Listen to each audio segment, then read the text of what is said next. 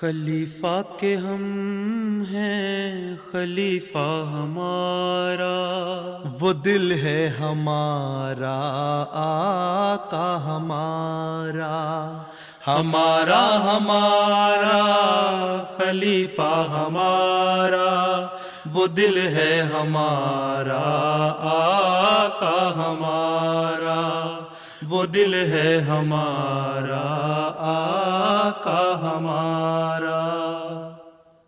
Assalamu alaikum and welcome to This Week with Huzur. We are honored to present highlights of a mulaqat with Khuddam from the USA, as well as the national ijtimas of Lajna Imaila and Majlis Ansarullah UK. We begin with Monday's mulaqat, where Hadrat Khalifatul Masih Ayyadahullah Ta'ala Banasrihil Aziz graciously met with members of Majlis Khuddam al-Ahmadiyya from the USA.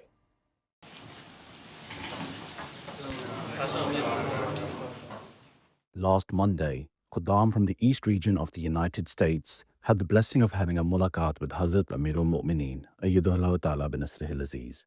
The Khuddam were the second group who had come from the East region, especially to pray behind Hazrat Khalifatul Masih, and were blessed to have the mulaqat. During the mulaqat, the Khuddam all had the opportunity to introduce themselves. Assalamu alaikum, Huzur. My name is Darren. I'm from the North Jersey Majlis. When did you accept Ahmadiyyat?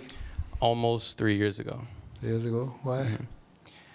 I found Islam, and the first mosque that I entered was an Ahmadi mosque, and it felt like home since the beginning. So, Did you read any literature, Ahmadiyya literature, Islamic literature? yes, my favorite one is the philosophies of Islam, philosophies and teachings of Islam. Have you started learning Holy Quran Ji, in Arabic text? not yet. I'm starting that soon, inshallah. Ask Rabbi Sahib to make some arrangement for you. Do you know Surah Fatiha anyway? Of course. Alhamdulillah Rabbil Alam. You pray and your 5 daily prayers. Yes. Huh? You know the meaning of it? Yes. MashaAllah. السلام علیکم پیارے حضور، میرا نام یاسر چیمہ ہے۔ کرتے کیا ہو؟ حضور میرا ایک کار رینٹل بزنس ہے نیو یارک میں۔ اچھا. میں نے آپ سے ایک بات شیئر کرنی ہے کہ میں ابھی آپ سے ملاقات ہوئی تھی جولائی میں جب جلسے پہ آیا تھا، تو میں نے آپ سے اپنے ایک مالی بزنس سے ریلیٹڈ ایک مالی مسئلے کے لیے دعا کی درخواست کی تھی، اور میرے جو فیملی ہے وہ یہ جب دیکھے گی تو ان کو پتہ ہے کہ آپ کی دعا سے وہ مسئلہ حل ہو گیا، اور وہ کئی سالوں سے الجھا ہوا تھا، مجھے بہت پریشان کر رہا تھا، اور وہ مسئلہ حل ہو گیا آپ کی دعا سے۔ الحمدللہ. حضور میں نے پاکستان میں CSS کا امتحان پاس کیا تھا اور مسلم لکھا تھا فارم پہ، تو اس کی وجہ سے انہوں نے میرا کینڈیڈیچر ریجیکٹ کر دیا تھا۔ اس وقت میری ملاقات مرزا غلام احمد صاحب سے ہوئی تھی، وہ ناظر دیوان تھے۔ انہوں نے FCPC کے جو اس وقت چیئرمین تھے غالب الدین صاحب، وہ احمدی تھے، ان کے پاس مجھے بھیجا تھا، تو مگر ہیئرنگ میں انہوں نے مجھے کہا کہ یہ تم نے قانون توڑا ہے ملک کا، تو ہم ہماری کوئی مدد نہیں کر سکتے۔ تو یہ ٹھیک ہے، تم نے لکھ دینا تھا احمدی مسلم، پھر جو غرضی کر لیتے وہ۔ اس کی آپشن نہیں تھی حضور، صرف 2 آپشنس تھے، مسلم اور نان مسلم، تو میں نے مسلم پہ ٹک کر دیا تھا۔ بڑا اچھا کیا، چلو مسلمان تو ہونا۔ جی جی حضور، باقی پیسے تو آئی گئے ہیں، جی حضور، جی اس سے زیادہ آ گئے ہیں۔ جی حضور آپ سے میں جب کالج میں تھا میں نے لیٹر لکھا تھا کہ میں جامعہ جانا چاہتا ہوں، آپ نے مجھے گائیڈ کیا تھا کہ میں میڈیکل ڈاکٹر بنوں، تو الحمدللہ میں میڈیکل ڈاکٹر بن گیا ہوں، اور اللہ کا شکر ہے ابھی میں تبلیغ سیکرٹری ہوں، ناظم تبلیغ ہوں اپنی لوکل جماعت میں۔ اور جامعہ میں تو نے پڑھنی تھی نا کتابیں حضرت مسیح موعود کی اور قرآن شریف اور حدیث، اس کے لیے روزانہ 1 گھنٹہ نکالو وقت، گھر میں پڑھ لیا کرو، تو ریلیجیس ایجوکیشن بھی آ جائے گی، قرآن بھی آ جائے گا، حدیث بھی آ جائے گی، اور میڈیسن تو تم نے پڑھ ہی لیا ہے۔ During the mulaqat, the Khuddam also had the opportunity to ask questions on a range of contemporary and religious issues affecting the youth. Assalamu alaikum. My question is, how should we pray before making a big decision? Should we wait for a sign from Allah? First you will pray. If there is going to be any sign from Allah, then you will have to seek Allah's help first. Offer at least 2 rakat nafal every day for your any important work. It is not necessary that you always receive any sign or any reply from Allah, but if you are satisfied in your heart after praying, pray to Allah Ta'ala that Allah Ta'ala, if it is good for you, in the eyes of Allah Ta'ala, then Allah Ta'ala make it easy for you to achieve your target or complete this task. If not, then Allah Ta'ala just remove the desire from your heart. So if you are satisfied in your heart, then it's okay. It's not necessary that you always receive any sign.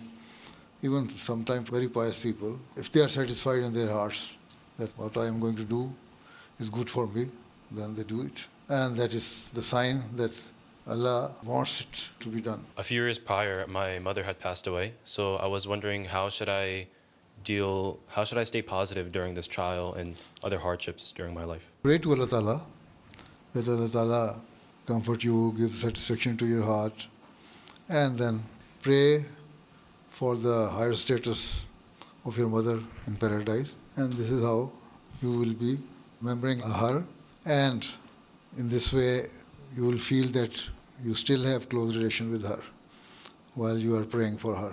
And then also say istighfar and seek Allah's help. Say Allah Ta'ala help you. And so only Allah is the one who can satisfy your heart. So you seek Allah's help all the time in your prayer. Obviously, since she was your mother, you cannot forget her love, her kindness, and that should make you work hard to achieve those goals which she wanted for you. کیا ہم احمدیت کے پیغام پھیلانے کے لیے حضرت مسیح موعود علیہ السلام اور خلفاء کی زندگی پر مبنی فلم ایکٹرز کے ساتھ بنا سکتے ہیں؟ پیسے ضرور خرچ کرنے، بہت پیسے آ گئے ہیں. ویسے ایکسپلور کرو اپنے طور پہ. اور میڈیا تے بہت سارے احمدی پڑھتے ہیں، انہوں نے ماسٹرز کیا ہوا ہے، بیچلرز کیا ہوا ہے، ڈگری لی ہوئی ہے اور فلم میکنگ میں لیا ہوا ہے. وہ نئے طریقے ایوالو کریں کس طرح ہم اس کو بہتر کر سکتے ہیں کہ جو میسیج بھی پہنچ جائے اور جو موجودہ لوگوں کا جو ایٹیچیوڈ ہے یا ان کی جو ہیبٹ بن چکے ہوئے ہیں اس ریکوائرمنٹ کو بھی پورا کرتے رہے. ٹھیک ہے. انشاءاللہ. میرا سوال ہے، امریکہ میں رائٹ اور لیفٹ ونگ کے درمیان فاصلہ اور تناؤ بڑھتا جا رہا ہے. ہم بطور احمدی ان مشکل حالات کا سامنا کس طرح کر سکتے ہیں اور اس فاصلے کو کس طرح کم کر سکتے ہیں؟ صرف امریکہ کی بات نہیں، دنیا میں بڑھ رہا ہے. یہاں یو کے میں فراج جو ہے ایک پولیٹیشین ہے اور پریڈکٹ کر رہے ہیں کہ اگلے الیکشن میں شاید وہ میجورٹی لے جائے گا. اسی طرح جرمنی میں، یورپ کے ملکوں میں، ویسٹ میں، ہر جگہ ہی.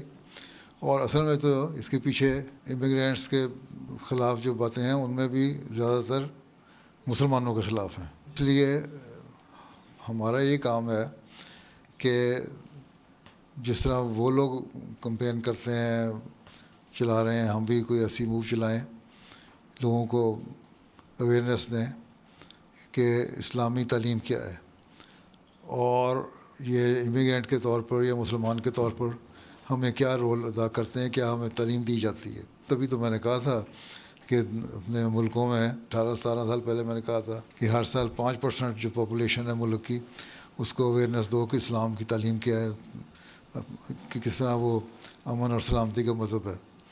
لیکن ابھی تک 5% 20 سال میں بھی نہیں پہنچے تم لوگ، 1 سال میں کیا پہنچنا تھا. اب تو کہیں کہ کہیں ہوتا اگر وہ ٹارگیٹ کو سیریسلی حاصل کرنے کی کوشش کرتے. ٹھیک ہے. نئے طریقے دیکھو ہیں، اور اس کے لیے یہی ہے کہ سیمینار بھی کرو. خدام العلم جیسے نہیں وہ کرے، یوتھ سیمینار یونیورسٹیوں میں ہوں، اپنے ویسے پڑھے لکھے اکیڈیمکس میں ہو، تو تاکہ ان کو اویئرنیس ہو کہ اسلامی تعلیم کیا اور ہم کیا چاہتے ہیں. بالکل. اور ہم انٹیگریٹ ہوتے ہیں ملک کے ایکٹیویٹیز میں اور ملک کی بہتری کے لیے. تو یہ ساری چیزیں بتانی پڑیں گی. ایک بڑا کمپریہنسو پلان بنانا پڑے گا. وہ بناؤ تو پھر ہی ہوگا. گھر بیٹھے تو کچھ نہیں ملے گا. کوشش کرنی پڑتی ہے ہر چیز کے لیے. ہم تو ملک کی بہتری کے لیے کام کر رہے ہیں اور جو کچھ بھی ہماری قابلیت ہے، کیپیبلٹیز ہیں، ان کے مطابق ہم سرو کر رہے ہیں ملک کو. تو یہ اویئرنیس بہت ضروری ہے اور اس کو بڑے وسیع پیمانے پر کرنے کی کوشش کرنی چاہیے. اس لیے خدام العلم کو بھی اور جماعت کو بھی اور لجنہ کو بھی اور انصار کو بھی پلان کرنا چاہیے. یہ کرو گے تو پھر کچھ نہ کچھ حاصل کر لو گے. ایک سال میں تو کچھ نہیں ملتا, کئی سال لگیں گے. ٹھیک ہے. انشاءاللہ سر. A Khadim also asked Hazrat Khalifatul Masih about those who are using the internet to take youth away from God. He asked if these powers are considered to be part of the disorder created by Dajjal. دجال کیا ہے؟ یہ دجال ہی تو ہے جو اور کر رہا ہے. دجال کا مطلب ہے دجل, دھوکہ. اور یہ دھوکے سے برین واش کر رہے ہیں نوجوانوں کے دماغوں کو, تو لوگوں کے دماغوں کو. ایتھسٹ جو ہیں سارے لوگ اکٹھے مل کے ایک تو یہ ایک بڑی کنسالیڈیٹڈ کوشش کر رہے ہیں. وہ انڈائریکٹلی ایسی باتیں کرتے ہیں کہ جو اسلام کے پہلے خلاف ہو. اصل میں ان کا گول یہ ہے کہ ہم نے مذہب سے لوگوں کو دے کے جانا ہے دور. اس میں ایتھسٹ کا زیادہ سوال ہے. اور یہ ساری دجالی طاقتیں ہیں جو اسلام کے خلاف بھی ہو رہی ہیں, اور بدقسمتی سے مسلمانوں کے اپنے عمل ایسے ہیں جو ان کو اور موقع دے رہے ہیں کہ یہ ایسی ہر باتیں کریں. تو پہلے تو ہمیں اپنی اصلاح کرنی چاہیے. اس لیے میں نے جو کہا ہے نا کہ ہمیں کوشش کریں, اسلام کی تعلیم بتائیں, دنیا کو دکھائیں. تو یہ کہہ رہا ہوں کہ باقی دجالی کوششیں تو ہونی ہیں. دجال نے تو اس زمانے میں کام کرنا ہی تھا جب مسیح موعود کا زمانہ آنا تھا, اور وہ کر رہا ہے. تو جس طرح دجال تیز ہوا ہے, اس سے زیادہ کئی گنا تیز ہمیں ہونا چاہیے. انٹرنیٹ پہ جس طرح وہ دیتے ہیں, ہمارے پاس بھی تو انٹرنیٹ فیسلٹی ہے نا, تو آپ کو بھی دے سکتے ہیں. انہیں کی سائٹ پہ جا کے اگر وہ اعتراض اٹھاتے ہیں کوئی, اسی پہ اپنا ایک اپنی سائٹ ہو, ایک ان کی سائٹ پہ جواب ہو. صرف یہ نہیں کہ اپنے سائٹ پہ جواب دے دیا, آپ کو تو پڑھتے نہیں, فالوور کو آپ کو اتنے زیادہ نہیں ہوتے, ان کے فالوور کئی ہوتے ہیں. اس لیے یہ اسٹریٹجی ہونی چاہیے کہ ان کی سائٹ پہ بھی جواب جائے. آتے ہیں نا کمنٹس ان کی سائٹ سے بھی, ان پہ اپنا جواب دے دو, پھر اپنی سائٹ پہ اس کو ڈیٹیل جواب دے دو. تو وہ دونوں پیرلل چلنے چاہیے. بالکل ٹھیک ہے. جی جی بہت شکریہ. ٹھیک. آج کل مغربی دنیا میں مہنگائی اور مالی دباؤں کی وجہ سے خدام اور نئی شادی شدہ جوڑوں پر اخراجات اور ذمہ داریاں بڑھ گئی ہیں. بعض اوقات اس کا اثر ان کی دینی اور جماعتی خدمت پر ہوتا ہے. حضور ہمیں اس کی کیا رہنمائی فرماتے ہیں؟ مغربی دنیا میں کیا سوال ہے, ساری دنیا میں مہنگائی ہے. آپ لوگ تو پھر ایک مہینہ جو الاؤنس ملتا ہے اس میں کھا لیتے ہو نا, بھوکے تو نہیں رہتے. ناشتہ بھی کر لیتے ہو, لنچ بھی کھا لیتے ہو, برار میں ہو تو اسنیک کھا لیا, شام کو آ کے میل کھا لیا. پاکستان میں تو 10 دن کے بعد بعضوں کے تنخواہیں ختم ہو جاتی ہیں, کھاتے نہیں ہیں. تو مہنگائی دنیا میں ہر جگہ بڑھ رہی ہے. جو پریفرنسز ہیں وہ اور ہو گئی ہیں, اپنی جو ترجیح کہتے ہیں نا وہ اور ہو گئی ہے. پہلے یہ تھا کہ اگر کسی کے گھر میں کھانا اگر مل رہا ہے نا 2 وقت تو کہتا ہے بس اوکے, کوئی مسئلہ نہیں ہے. اور اب اتنی زیادہ ہو گئی ہیں خواہشات کہ میرے پاس کار بھی اچھی ماڈل کی ہو, تھن سکرین والا ٹی وی ہو, جس میں ساری گیجٹس پورے اندر ہوں, میرا گھر پہ ایسا ہو, یہ فیسلٹی ہو, کھانے میں مجھے یہ ملے, ناشتے میں یہ ملے. تو وہ جو خواہشات وہ بڑھ گئی ہیں. کنٹینٹمنٹ پیدا ہو جائے اگر انسان میں تو پھر سب کچھ ٹھیک ہوتا ہے. اگر یہ سوچو کہ جو اللہ تعالیٰ نے دیا میں بہتر ہوں, دنیا میں کتنے ملک ایسے ہیں, کتنے لوگ ایسے ہیں جن کو کھانا بھی نہیں مل رہا, بھوکے مر رہے ہیں. کسی کو کہیں قحط ہے, کہیں ڈراؤٹ ہے, کہیں فیمن ہے, کہیں کچھ حکومتیں کسی کو مار رہی ہیں, کہیں اسرائیل کی طرح محروم کر رہے ہیں, فلسطینیوں کو کھانا نہیں ملتا, اور ہم گھر بیٹھ کے آرام سے کھانا کھا لیتے ہیں. اسی پہ اللہ کا شکر کرو تو اس سے اللہ تعالیٰ دیتا ہے. اللہ تعالیٰ قرآن شریف میں کہتا ہے تم میرا شکر ادا کرو, جتنے بھی نعمتیں تمہیں دی ہیں میں نے ان کو نعمتوں کو اور بڑھاؤں گا. بنیادی بات وہی ہے کہ اگر قناعت ہو, کنٹینٹمنٹ ہو, تو پھر خواہشات جو ہیں اتنی نہیں رہتی. ٹھیک ہے. اور جب وہ نہیں ہوگی تو پھر خود ہی بیلنس ہو جائے گا سب کچھ. لیکن یہ شروع میں نکال دو کہ سب ان کے باوجود میں نے اللہ کے راستے میں کچھ دینا ہے. ٹھیک ہے. ایک تو وہ ہے نا جو کسی نے وصیت کی ہے, اس کو تو آبلیگیٹری چندہ ہو گیا. اس کے علاوہ چیریٹی میں دینا چاہیے غریبوں کا خیال رکھنے کے لیے, اور اس میں دو گے تو پھر اللہ تعالیٰ برکت بھی ڈالتا ہے پیسے میں. ٹھیک ہے. تو اصل چیز برکت ہے, رقم میں پڑ جائے. تھوڑے الاؤنس میں برکت پڑ جاتی ہے, تھوڑی تنخواہ میں بھی برکت پڑ جاتی ہے, تھوڑی آمد میں بھی برکت پڑ جاتی ہے اگر قناعت ہو. ٹھیک ہے. جزاک اللہ. میرا سوال ہے کہ ہم اپنے اسکول اور اپنے معاشرے میں اسلام احمدیت کی نمائندگی بغیر کسی شرم یا خوف کے کس طرح کر سکتے ہیں؟ جزاک اللہ۔ ہر کام کے لیے جرت ہونی چاہیے پیدا. ان لوگوں کو پتہ ہے نا کہ مسلمان ہیں. جی جب لوگوں کو پتہ ہے مسلمان ہے تو پھر شرم کیا؟ جی ایک شرم تو ہٹ گئی، جی ختم ہو گئی نا. اب مسلمان کا کیا کریکٹر ہونا چاہیے اور سوسائٹی میں کیا رول ہونا چاہیے، اس کے بارے میں آپ کا اپنا نمونہ ہے. بتاؤ کہ ہم مسلمان ہیں، ہم یہ اگر اچھی بات کر رہے ہیں تو اس لیے کر رہے ہیں کہ ہماری تعلیم یہ ہے. جی اور اگر کوئی بری غلط بات کرتا ہے تو وہ اسلام کی تعلیم سے ہٹ کے کرتا ہے. جو کمزوریاں لوگوں پہ ظاہر ہو رہی ہیں مسلمانوں کی، ان کو کھل کے ظاہر کر دو. جی میں اپنے مختلف جو پبلک جیسے لوگوں میں ایڈریس کرتا ہوں، میں بتا دیتا ہوں کہ یہ کمزوریاں ہیں، یہ غلط کر رہے ہیں مسلمان، یہ اسلام کی تعلیم ہے، یہ ہمیں کرنا چاہیے. تو اس سے لوگوں کو پتہ لگ جاتا ہے ہاں یہ خود مان رہے ہیں، ایڈمٹ کر رہا ہے کہ ہماری بندے یہ کمزوریاں ہیں. تو دین وہ سمجھ جاتے ہیں کہ کیا بات ہے. تو اصل چیز تو یہ خوف اور شرم نہیں ہونی چاہیے. جرأت سے بات کرو. کس بات پہ ڈرنا ہے ہمیں؟ بالکل ہمیں ڈرنے کی ضرورت ہی کوئی نہیں. یہاں میرے پاس بھی کئی لوگ آتے ہیں اور کہتے ہیں کہ پہلے ہم سمجھے تھے پتہ نہیں اسلام کیا چیز ہے، لیکن تمہاری باتیں سننے کے بعد یہ خوف دور ہو گیا. جی تم نے بڑے اچھی طرح بتا دیا. تو جب ان کو بتاؤ کہ اسلام کی تعلیم کیا ہے، اور اگر کوئی غلط بات کر رہا ہے کوئی مسلمان تو وہ تعلیم کے خلاف کر رہا ہے، اور جو تو مجرم تو تمہارے اندر بھی ہیں. کون کہہ سکتا ہے ایتھیسٹ جو ہے ان میں کوئی کرائم نہیں ہے، یا جوز میں کرائم نہیں ہے، یا عیسائیوں میں کرائم نہیں ہے، جی یا ہندوؤں میں نہیں ہے، ہر ایک میں.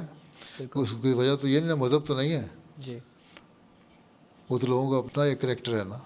جی تو اس لیے کھل کے بات بتانی چاہیے ٹھیک جرأت سے، بغیر ڈرے. صحیح. As the mulaqat concluded, the Khuddam all had the opportunity to have a picture with Hazrat Amirul Mu'mineen. Last Saturday, Hazrat Khalifatul Masih graced the Ijtima of Lajna Imaila UK, which took place near Guildford. The formal session began with Tilawat and pledge of Lajna Imaila, which was led by Hazrat Amirul Mu'mineen and a Nazm.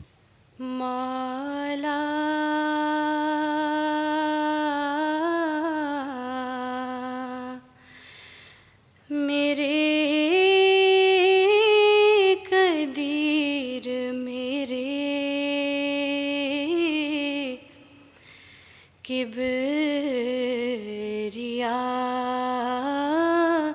میرے پیارے میرے حبیب میرے دل ربا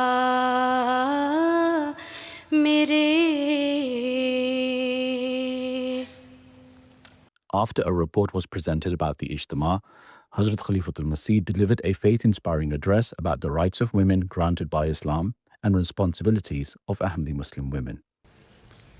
Without doubt, the establishment of Lajna Imaillah as a distinct auxiliary organization was a profound gift and favor from Hazrat Muslim Maud radhiyallahu anhu upon Ahmadi women and girls. He founded Lajna so that Ahmadi women and girls could independently strive to build a connection with God and their faith, free from the influence or shadow of men. It was founded to nurture and guide them so they may become beacons of virtue and excellence, and that their piety, knowledge, and boundless potential may illuminate the world. We live in a time when the call for women's rights has become fashionable in the West. Traditionally dismissed as weak and fragile by these societies, women are now raising their voices to assert those rights they were previously denied. Modern trends now see men branding themselves as feminists and claiming to grant or deliver rights to women. However, often such proclamations are merely hollow gestures or fashionable postures, rather than a sincere commitment to the empowerment of women and girls. As certain female intellectuals have noted, concealed vested interests often lie behind the call for women's rights and freedoms. These modern day movements are frequently driven by selfish reasons, not by love, compassion, or a genuine desire for equality. By contrast, Ahmadi women can proudly proclaim to the world that more than 1,400 years ago, Islam enshrined their rights and freedoms. They do not need any man to bestow rights or equality upon them, as Allah Himself honored them with true freedom, justice, and equality. Moreover, Ahmadi women can proudly state that they do not need rights or freedoms as defined by worldly people or the men of this era. Rather, they desire and require those freedoms and rights as defined by Allah the Almighty and His Messenger sallallahu alaihi wasallam. Indeed, over 14 centuries ago, Allah placed men and women side by side and affirmed that a woman's heart beats with emotions and feelings no less than a man's. He commanded that women's rights and dignity must never be violated, nor should they ever be subjected to injustice or cruelty. Any man who denies a woman her due rights is guilty in the eyes of God and will be held accountable by Him. While Allah the Almighty has granted women countless rights and equality, He has also laid down obligations that you must strive to fulfill. He requires you to be righteous, perform good deeds, and act upon Islam's teachings at all times. Only then will you be deserving of His rewards. Furthermore, the mothers among you and those who will soon, inshallah, become mothers must never forget the profound responsibility that rests upon your shoulders. You are not only responsible for your own state, but also for your children and future generations. If you embrace this duty and are obedient to Allah's commands, your reward shall multiply, as by reforming yourself, you will also cultivate goodness within your children and ensure that Islam's moral and spiritual values continue to be passed down generation to generation. After the concluding address, Hazrat Khalifatul Masih led the attendees in silent prayer. The following day, Hazrat Amirul Mu'mineen graced the concluding session of Majlis Ansarullah UK Ijtima held at the same site near Guildford. After Tilawat, Pledge, a Qasida and Nazm, Sadr Majlis Ansarullah UK presented the Ijtima report, which was followed by a video presentation about the Ijtima. This year's Ijtima was packed full of engaging and enlightening talks, presentations and workshops encompassing the theme and catering to the specific interests and needs of the Ansar audience. While academic and sports competitions commenced, presentations and talks continued. A highlight from amongst these presentations was on the stark realities of the situation on the ground in Gaza. Personal account was shared by Mr. Massimo Seiata, a known name in British cycling.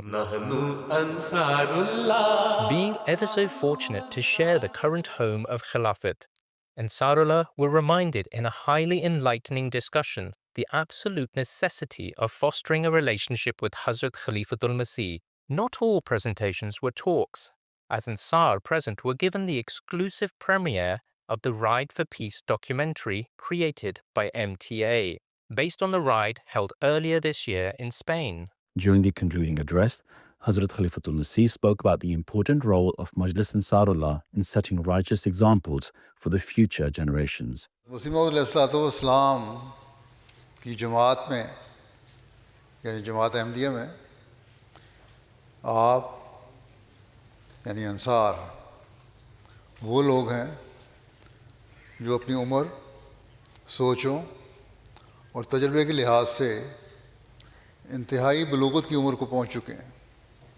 اس لحاظ سے کہا جا سکتا ہے کہ جماعت کے لیے آپ کو ایک رول ماڈل اور نمونہ ہونا چاہیے. بس غور کریں کہ کیا وہ نمونہ ہیں جنہوں نے بیعت کے حقیقی معیاروں کو حاصل کر لیا یا کرنے کی کوشش کر رہے ہیں. اگر نہیں تو یہ بڑی قابل فکر بات ہے، کیونکہ آپ کے نمونے دیکھ کر ہی اگلی نسلوں نے اپنی اصلاح کرنی ہے یا اپنی کمزوریوں کو دیکھنا ہے. بس یہ ایک بہت بڑی ذمہ داری ہے جو انصار پر ہے، اور اس کی بنیادی شرط تقوی ہے. ہم میں تقوی ہو تو ہم بہت ساری برائیوں سے بچنے والے بھی ہوں گے اور اس بیعت کا بھی حق ادا کرنے والے ہوں گے جس کا عہد ہم نے حضرت مسیح موعود علیہ الصلوۃ والسلام سے جڑنے کے بعد کیا ہے. اپنے عہد کو بھی نبھانے والے تبھی ہم ہوں گے. تقوی کے بارے میں حضرت مسیح موعود علیہ الصلوۃ والسلام فرماتے ہیں تقوی اختیار کرو. تقوی ہر چیز کی جڑ ہے. تقوی کے معنی ہیں ہر ایک باریک در باریک گناہ سے بچنا.